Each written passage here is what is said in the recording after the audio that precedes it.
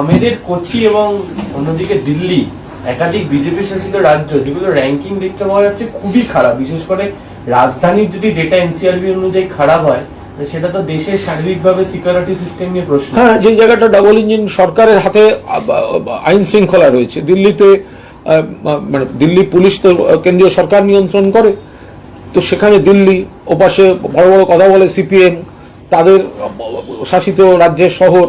তো এগুলো তো যা দেখা যাচ্ছে পরিসংখ্যানে, যে এখানে অপরাধ প্রবণতা বা ঘটনা অনেক বেশি। কলকাতা নিরাপত্তম, ফলে এই বিজেপি সিপিএম এদের তো এই বিষয়ে কথা বলার কোনো মুখ রইল না। তার কারণ এদের এই কুৎসা বিভ্রান্তি। দেখুন, আনফর্চুনেট ইনসিডেন্ট, বিকৃত ঘটনা, সামাজিক, এর সঙ্গে তো রাজনীতি নেই।